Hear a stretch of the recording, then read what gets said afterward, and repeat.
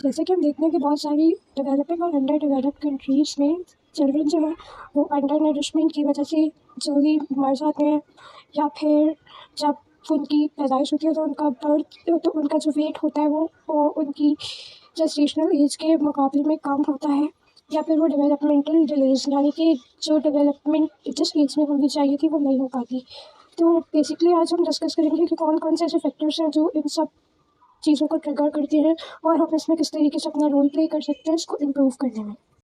तो सबसे पहले बात करते हैं 1000 डेज़ कॉन्सेप्ट की। तो बेसिकली ये कॉन्सेप्ट क्या है, जैसा कि हम सब जानते हैं कि जो नॉर्मल इंट्रायूटेराइन लाइफ होती है किसी भी बेबी की वो होती है 9 मंथ्स। तो 9 मंथ्स गिव अस 270 डेज़। उसके अलावा जब फर्स्ट डेटली जब बेबी दुनिया में आ जाता है तो हमारे पास जो फर्स्ट ईयर होता है बेबी का वो 1 साल या तो 365 डेज़ एंड और जो दूसरा साल होता है वो भी बनाता है टोटल 365 डेज़। तो ये टोटल मिला के हमें 1000 डेज़ देते हैं। ये 1000 डेज़ जो है वो बहुत ज़्यादा इंपॉर्टेंट होते हैं कि पूरी ज़िंदगी की डेवलपमेंट के लिए, ठीक है, बिकॉज यही साल जो है यही डेज डिटरमिन करते हैं कि बेबी अपनी ज़िंदगी में अपनी ब्रेन की डेवलपमेंट, अपनी इम्यूनिटी, अपनी मोड ऑफ ग्रोथ, अपना BMI कितना ज़्यादा अच्छा बना सकता है। तो एक रिसर्च की गई जिसके मुताबिक जो नेपाल के जो गाँव वाले एरियाज़ थे यानी कि रूरल एरियाज़ उसमें की गई, जिसमें जब वहाँ के जो इन्फेंट्स हैं उनकी ग्रोथ और डेवलपमेंट के स्टेटस को स्टडी किया गया। अच्छा, तो मेजर फैक्टर्स जो इस रिसर्च में अपना पार्ट प्ले कर रहे थे उसमें सबसे पहले आते हैं मैटरनल फैक्टर्स, यानी कि जो उस मदर से रिलेटेड है। तो उसमें जो बात आई वो आई कि एडोलेसेंट्स वर्सेस यंग वुमेन की। तो जो यंग वुमेन थी एडोलेसेंट के मुकाबले में उन्होंने ज़्यादा अच्छे तरीके से बेबी की केयर टेकिंग की हुई थी, क्योंकि वो ज़्यादा मैच्योर थी, उनको सही गलत के फ़र्क सही तरीके से समझ में आते थे। और दूसरी चीज़ होती है एजुकेशन। अब बहुत सारी वुमेन ऐसी थी जो कि सिर्फ प्राइमरी स्कूल तक गई हुई थी, बहुत सारी वुमेन ऐसी थी जिन्होंने सेकेंडरी तक किया हुआ था, और बहुत सारी ऐसी थी जो हायर सेकेंडरी तक गई हुई थी। तो बेसिकली जो हायर सेकेंडरी तक गई हुई थी उनके पास एजुकेशन की वजह से अवेयरनेस थी कि उन्हें क्या चीज़ों को अवॉइड करना है, क्या चीज़ों को यूज़ करना है, कौन सी चीज़ उनके लिए अच्छी है। तो another thing was wealth and income. जो फार्मर्स लो वेजेस वाले थे उनके पास इतना अच्छा एक्सपोजर नहीं था कि वो अच्छी न्यूट्रिशन अफोर्ड कर सकें, और बनस्पत वो लोग जिनकी इनकम ज़्यादा थी यानी वो अच्छी चीज़ों को अफोर्ड कर सकते थे, तो उन्होंने अपने बच्चों की न्यूट्रिशन का ज़्यादा ख्याल रखा, तो उनके इन्फेंट्स की ग्रोथ हमें ज़्यादा बेहतर मिली। लास्ट जो सबसे ज़्यादा इंपॉर्टेंट फैक्टर है, लास्ट बट नॉट लीस्ट, वो हमारे पास आते हैं न्यूट्रिशनल फैक्टर्स।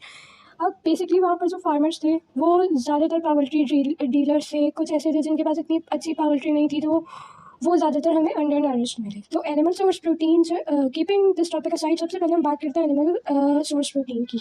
ये जो है ये प्रोटीन जो है बेसिकली ये मेजर कंपोनेंट होता है किसी भी इन्फेंट की ग्रोथ के लिए। और बेसिकली हमारी बॉडी जो है वो ज़्यादातर एनिमल सोर्स प्रोटीन को अच्छे तरीके से एक्सेप्ट करेगी, जिसमें हमारे पास आते हैं मिल्क, मीट, एग, चीज़, बटर, योगर्ट, ये सारी चीज़ें होती हैं। अच्छा, अब जो बेबी होता है वो ज़्यादातर जो है वो एनिमल सोर्स प्रोटीन नहीं खा सकता सिवाय मिल्क के। तो बेसिकली एक सजेशन ये दी जाती है कि जो 2 ईयर्स ओल्ड तक के बेबी हैं उन्हें जो है उनकी मदर ही लैक्टेशन करवाएं, यानी कि उन्हें अपना दूध पिलाएं। उसके अलावा मदर को चाहिए कि वो अपनी डाइट में इन सारी चीज़ों को शामिल रखें, ताकि जो न्यू बॉर्न है उसके अंदर ये सारी चीज़ें उस मिल्क के थ्रू जाती रहें। अब बात करते हैं दूसरी सोर्स की, जो है प्लांट बेस्ड प्रोटीन सोर्सेज। अब ज़रूरी नहीं है कि हर जगह एनिमल अवेलेबल हो, बाज़ औक़ात ऐसा भी होता है कि हमारे एनिमल में वायरस चला हुआ होता है, तो या फिर इतनी अवेलेबिलिटी नहीं होती है, बहुत सारे लोग एनिमल सोर्सेज को अफोर्ड नहीं कर पाते, तो उन्हें चाहिए कि वो प्लांट बेस्ड प्रोटीन सोर्सेज में जाएँ, और ये बारबेक्यू और फास्ट फूड आइटम्स और बेकरी आइटम्स में ज़्यादा अपने पैसे को वेस्ट ना करें और ना ही अपनी एनर्जी को। तो प्लांट सोर्सेज में सबसे पहले हमारे पास हम डिस्कस करें तो वो आती हैं peanut butter, chickpeas, lentils, peas, dry fruits, barley यानी जिसे हम जौ कहते हैं। तो बेसिकली जो भी उस इन्फेंट का केयर टेकर है उसे चाहिए कि वो ये सारी चीज़ें बेबी को दे। हाँ ठीक है, छोटा होगा लेकिन तो आप उसे जो है वो ग्राइंड करके दे सकते हैं, बॉयल करके दे सकते हैं, या फिर जो लैक्टेटिंग मदर्स हैं वो खुद ये चीज़ें खा के अपने बेबी तक ये चीज़ें डिलीवर कर सकती हैं। जो प्रेग्नेंट वुमेन है वो भी इन सब चीज़ों का इंटेक ज़्यादा करना चाहिए, ख़ासतौर पर प्रेगनेंसी में, ताकि जो है बेबी को तमाम चीज़ें पहुँचती रहें। So the next and another most important nutritional factor was vitamin A. Vitamin A जो है वो ग्रोथ के लिए ख़ास तौर पर बहुत ज़रूरी होता है, जिसमें बोन की ग्रोथ, इम्यून फंक्शन के यानी कि बीमारियों से लड़ने की ताकत, सेल की ग्रोथ, और फीटस यानी कि जो बेबी वूम्ब के अंदर होता है उसकी उस दौरान की डेवलपमेंट, रेस्पिरेटरी, यूरिनरी, और जो हमारा गैस्ट्रोइंटेस्टाइनल ट्रैक होता है, इन सब के लिए बहुत ज़्यादा इंपॉर्टेंट फैक्टर होता है। तो बेसिकली विटामिन ए जो है वो नेगलेक्ट नहीं करना चाहिए उसको, उसकी सोर्सेज भी बहुत कॉमन है और ईजिली अवेलेबल होती है। उसमें हमारे पास apricot, papaya, sea food, green vegetables, कलेजी, मैंगोस, ये सारी चीज़ें जो है वो आती हैं। तो इन सब चीज़ों का इंटेक भी जो है वो आपकी बेबी की ग्रोथ को बूस्ट कर सकता है। और बहुत सारे हमारे पास सेरेलैक्स और मिल्क पाउडर्स आते हैं जिसमें ये सारी चीज़ें दी हुई होती हैं। तो बी श्योर कि जब आप कोई भी चीज़ खरीद रहे हैं तो उससे पहले देख लें कि उसमें क्या क्या चीज़ें शामिल हैं। तो इस रिसर्च को लॉन्ग टर्म के लिए फॉलो अप किया गया, यानी कि जितने भी रिसर्चर्स थे उन्होंने उन फैमिलीज़ को 3 साल तक ट्रेस किया और उन्होंने उनकी फैमिलीज़ को न्यूट्रिशनल एजुकेशन और जितनी भी हमारे पास और डिफरेंट फैक्टर्स हैं, इनकम वगैरह, उन सब के बारे में इनको प्रॉपर गाइडलाइंस दी गई। तो सक्सेसफुली जब हम 3 साल बाद इन चिल्ड्रन को देखते हैं तो हम देखते हैं कि इनको ऑप्टिमम ग्रोथ पैरामीटर्स मिलते हैं, जिसमें होती है height with respect to age, weight with respect to age and head circumference. Height means के एज के लिहाज से उसकी हाइट कितनी होनी चाहिए, उसका वेट कितना होना चाहिए, और हेड सर्कमफेरेंस यानी कि हेड कितना होना चाहिए, हेड के डायमीटर्स और ये सारी चीज़ें। तो ये और head circumference basically brain development को रिप्रेजेंट करता है।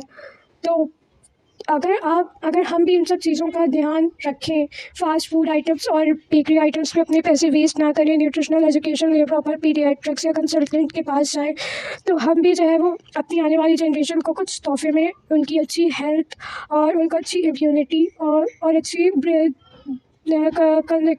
और this is head circumference with respect to body.